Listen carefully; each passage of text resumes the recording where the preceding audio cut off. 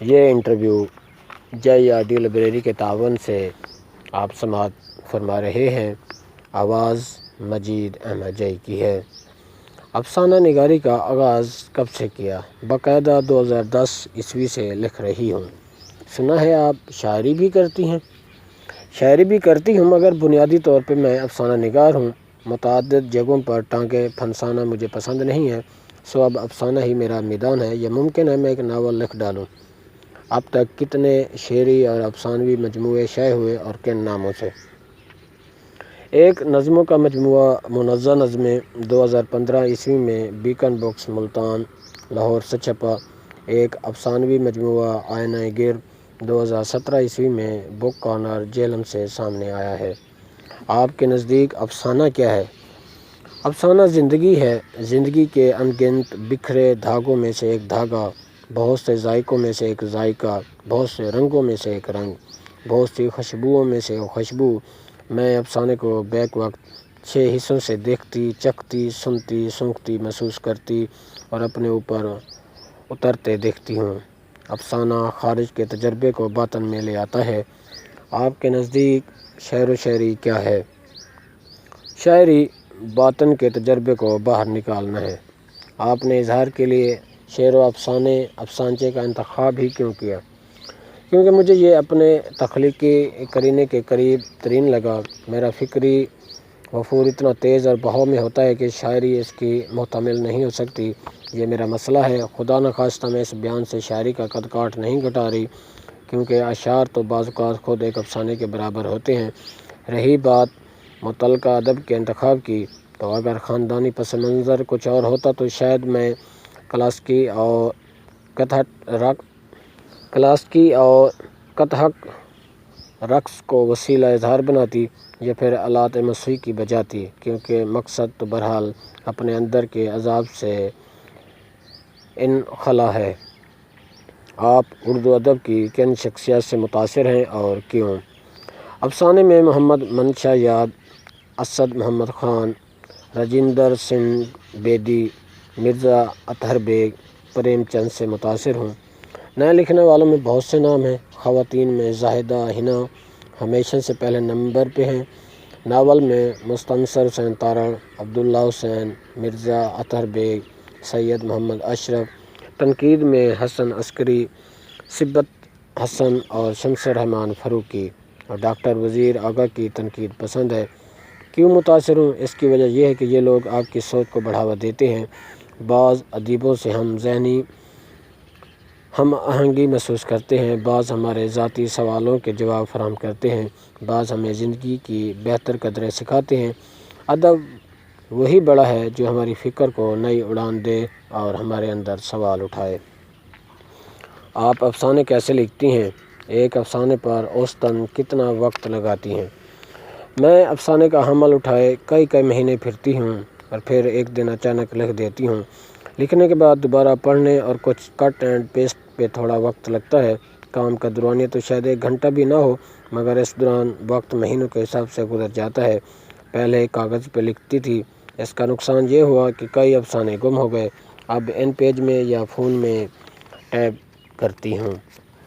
یہ انٹرویو جے audio library کے تعاون سے آپ سماعت فرما رہے ہیں۔ صداکار مجید احمد جے۔ کیا آپ نے کبھی علامتی کہانیاں بھی لکھیں اور ان میں علامتیں قابل فہم تھیں؟ علامت کے بغیر تو بات ہی نہیں بنتی۔ مجھے علامتی افسانہ پڑھنا بھی پسند ہے اور لکھنا بھی۔ میرے 2 افسانے ایسے ہیں کہ جنہیں 1-2 لوگوں نے ڈیکوڈ کیا تو اپنے ہونے کا اثبات مل گیا۔ علامت تو علامت ہوتی ہے، ہر علامت کو کھولنے والا بھی ایک دن ضرور آتا ہے۔ البتہ میرے علامتی افسانے ایسے نہیں کہ کھول نہ سکیں۔ علامتی کہانی کا اپنا ایک حسن ہے۔ اگر آپ کو گہرے نفسیاتی تجربے کرنا پسند ہیں تو آپ علامتی افسانے پڑھیں، اور اگر اس سے بھی آگے جا سکیں تو لکھیں۔ افسانچے میں بیانی کو آپ کس نظر سے دیکھتی ہیں؟ بیانیہ افسانے کا ضروری عنصر ہے۔ جدید تخلیقی اور تنقیدی رجحانات کے تحت ایسے تجربے کیے گئے ہیں جن میں بیانیہ نظر انداز ہوا ہے، مگر وہ تجربے زیادہ کامیاب نہیں ہوئے، کیونکہ ایسی چیز زیادہ توجہ نہیں مبذول کر پاتی۔ ادب کوئی مقرون شے نہیں بلکہ مفروض ہے۔ جب آپ کوئی افسانہ پڑھتے ہیں تو متن کے قرأت کے پس منظر میں آپ کا شعور وہ ساری کہانی اپنے سارے امیج کسی فلم کی طرح دکھاتا ہے۔ یہ کوئی فزکس کیمسٹری کے فارمولوں جیسی شے نہیں کہ جس کے نتائج فکس ہوں اور جسے آپ کو رٹنا پڑے۔ اس لیے کہانی کی بصری اور امیجری شیپ کے لیے بیانیہ بے حد ضروری ہے۔ آپ کے افسانوں کے موضوعات آپ کے لحاظ سے کیا ہیں؟ میرے افسانوں کا سب سے بڑا موضوع انسان ہے اور بطور خاص عورت۔ انسانی نفسیات میں ایک بڑا موضوع ہے۔ انسانوں کا فطرت کے ساتھ تعلق اور باہمی انسانی تعلقات میرا لاشعوری مسئلہ ہے۔ سماجی ناہمواریاں، بے روزگاری، ناانصافی، بھوک، دہشت گردی، یہ سب موضوعات اسی کے ساتھ وابستہ ہیں، اور اگر غور کیا جائے تو جڑیں وہیں جاتی ہیں کہ انسانوں کے باہمی تعلقات کیا ہیں اور کیا انسان ان کو بدلنے پر تیار بھی ہے یا نہیں۔ یہ ہم لوگ محض اپنے اور اپنی نسلوں کے بارے میں سوچتے اور منصوبہ بندی کرتے ہیں۔ کیا ایسا کرتے وقت ہم سوچتے ہیں کہ ہم اپنی جن نسلوں کا مستقبل سنوارنے کی تقدود میں دوسروں کا استحصال کر رہے ہیں، کل کو یہی ایک نتیجے کی شکل میں انہی لوگوں کی نسلوں کی طرف سے ہماری نسلوں کو بھگتنا پڑ سکتا ہے؟ شاید ہم ایسا نہیں سوچتے۔ یہ انٹرویو جئی آڈیو لائبریری کے تعاون سے آپ سماعت فرما رہے ہیں۔ صدہ کار مجید احمد جئی۔ ابھی تک آپ نے ہمارا چینل سبسکرائب نہیں کیا تو چینل سبسکرائب کر کے گھنٹی کے نشان کو پریس کر دیجئے تاکہ اردو ادب سے متعلق جو بھی ویڈیو آئے اس کا نوٹیفیکیشن آپ تک ضرور پہنچے۔ ایسا کچھ جو آپ لکھنا چاہتی ہیں اور لکھ نہیں پا رہی؟ ایسی بہت سی چیزیں ہیں جو لکھنا چاہتی ہوں مگر کوئی واضح خاکہ نہیں بن پاتا۔ میں مرنے سے خوفزدہ نہیں ہوں مگر میں وہ سب لکھ کے مرنا چاہتی ہوں جو میرے اندر ہے اور بہت بے ترتیبی سے پڑا ہے۔ ایسی کوئی کہانی جو آپ لکھنا چاہتی ہیں اور لکھ نہیں پا رہی؟ بہت دفعہ ایسا لگتا ہے مگر کہانی کے ظہور کا ایک وقت ہوتا ہے، جب وہ وقت آتا ہے کہانی بھی لکھی جاتی ہے۔ کچھ موضوعات ایسے ہیں جن پہ بات کرنا ہمارے ہاں ممنوع ہے مگر ایسی کوئی بے بسی میرے اندر نہیں ہے کہ میں کرنا چاہوں اور کر نہ سکوں۔ ایسا کوئی کام جو آپ کرنا چاہتی ہیں اور کر نہیں سکتی؟